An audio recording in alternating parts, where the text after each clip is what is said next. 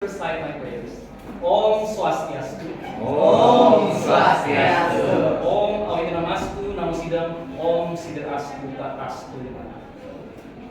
Good afternoon, ladies and gentlemen, and of course the jury and any audience that might be watching. First of all, I think as the last one presenting, I feel like I'm obliged to appreciate each one of you that have presented before me. I think you've done so well, and I feel myself enlightened for every one of your speeches. Can we give a round of applause for everyone here? Very good, very good, very good. Now, firstly, of course, allow me to extend my praise and gratitude to Sang Hyang for bringing us all here today. May blessings come from all directions and all corners. So, my name is Danen, and I'm from Depok. And I'd like to tell you guys a story.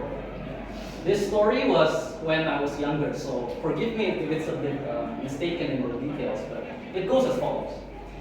There was a family of Brahmanas in India, somewhere in the village far away, and they were very virtuous.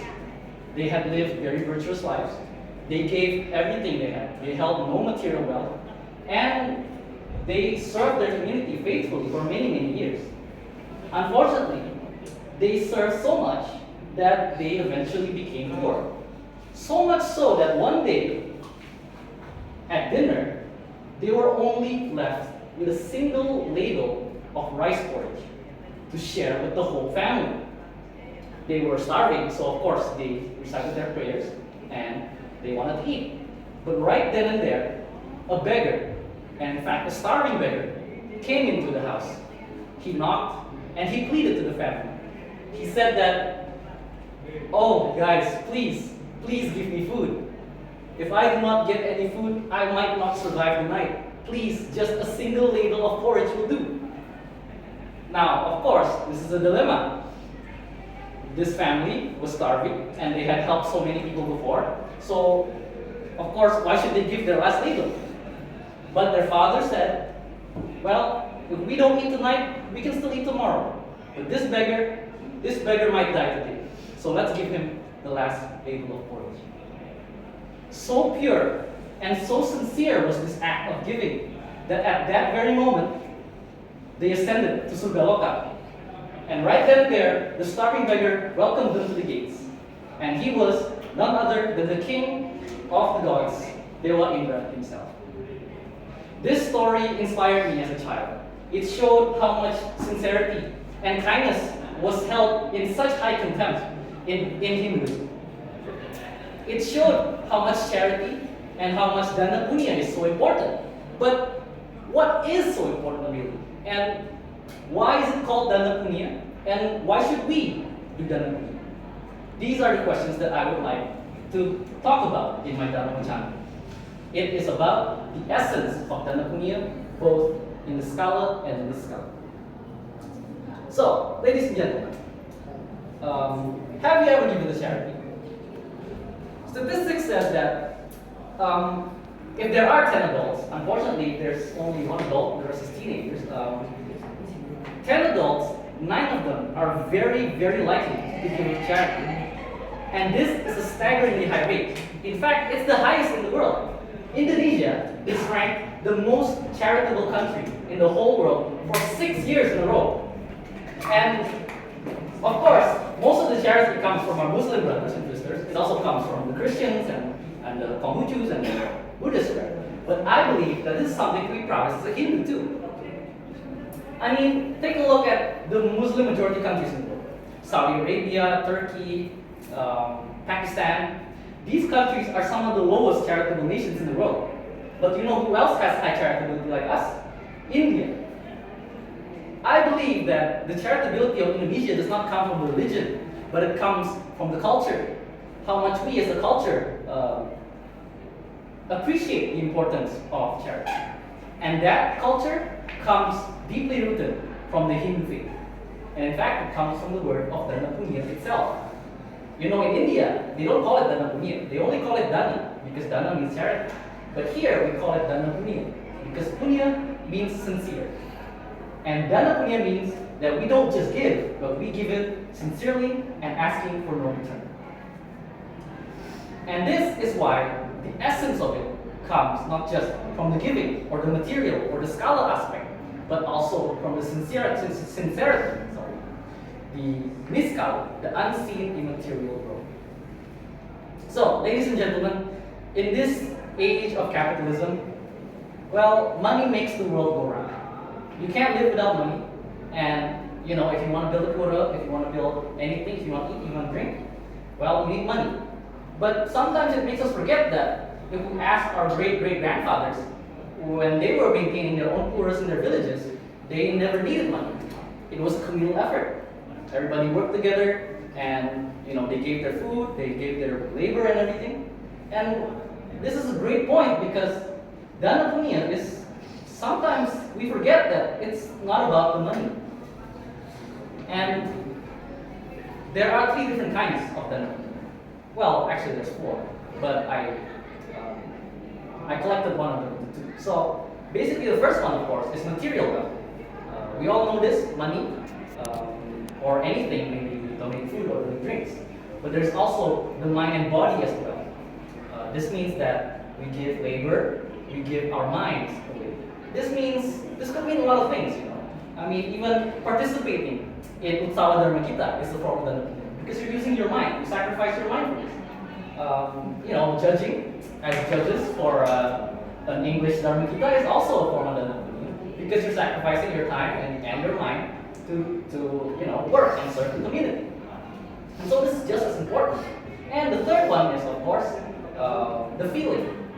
This is a bit weird, but believe it or not, it's not just the mind, but it's also the feeling counts as Dana Punia. I have a little story about this. It's a story, it's from Bali TV, but I'll try to recite it. So, there was a Pura somewhere, and they were going in a donation box, and they were giving out, like they were asking for money, right?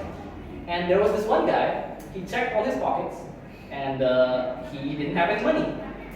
So, he decided that he's just going to smile. So he did, he smiled. And then one of the guys asked, "Brother, what in Sakyong's name are you doing, bro?" And everybody laughed at him, because like, why is he just smiling and not giving money, right? But it made everyone's day. And at the end of the day, the fact that you can make people's day, the fact that you can make people comfortable in the world, that's also a form of Dana Punia.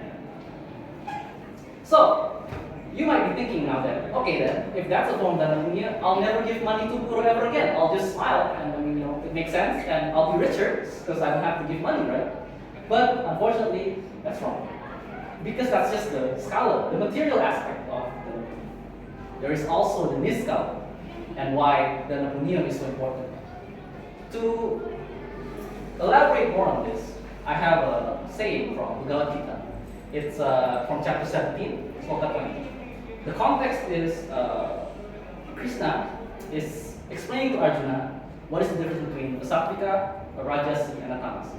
And here in sloka 20, he's speaking about sattvika and its connection with the giving of charity. It reads as follows: Datyavam itiya danam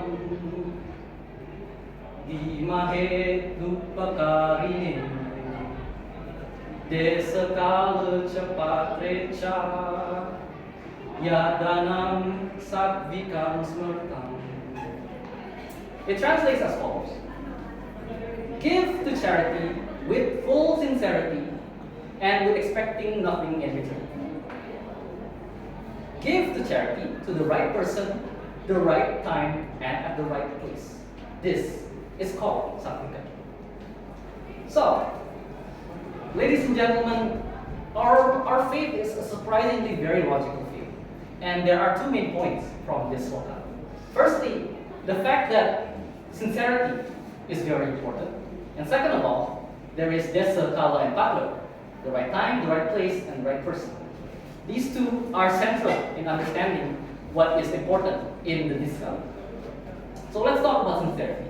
I'm sure you remember about the story I said before about the beggar and the family. Sincerity is important in Hinduism. But why is it? To explain this, we need to understand that Hinduism believes in the aspects of energy and vibration. These two are very central. And maybe you've heard of this idiom in English. It says, birds of the same feather flock together.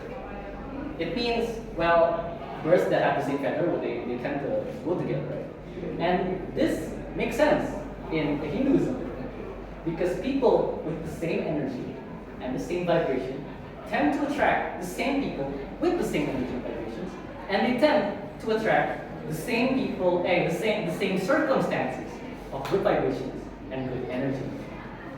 What this means is, this is called the law of attraction. And it means that, well, it's like karma pala. If you do good things will come to you. And this is extremely important for Dana Punia, because Dana Punia is a powerful, powerful tool of attracting good energy and good vibrations. Because, well, charity, if done sincerely, is so pure and has so much good energy that, well, of course, the universe will have to repay you back in some way or form. And you may not believe me, because, well, this is something that you have to feel to believe. But there's something that you might know, that you might believe, that, well, wealth is not permanent. One day you could be rich, and the next day you could be poor. One day you could be poor, and then one day you're viral on TikTok and you're a millionaire. These things can happen, and it means that the world is a circle of karma and a circle of energy and vibrations, and that, well, we can control that by spreading good energy and good vibes. One of them is, of course, by doing punya. Now let's talk about the second part, desa, kala, and patra. Well, here's a question: what's the difference between giving Bill Gates $10 billion right now and giving to your Pura 100,000 rupiah? These are very different, because of course giving 10 billion to Bill Gates is kind of useless because he's already rich. But giving money to the Pura, especially when it's having a project, is extremely important. This is because the desa, kala, and patra much more fits in the Pura than in Bill Gates. So there are two rules of thumb here. Firstly, it's the fact that the best Dana Punia is Dana Punia done closest to you, because the closer they are, the greater energy and vibration they have. So, of course, you can give to a cause that's very deep to your heart, like general equality or anything else. But what's more deeper than that is, of course, giving to your family, giving to your Pura. These are all very important points that are very much higher energy and vibration.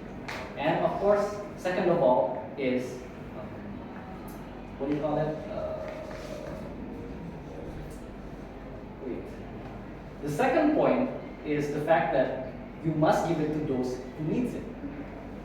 So time is a very key essence, and which means that, of course, you can give to a cause that might need help right now, and that has much higher energy and vibrations than just any random cause that you might give just willy-nilly, like the Bill Gates example.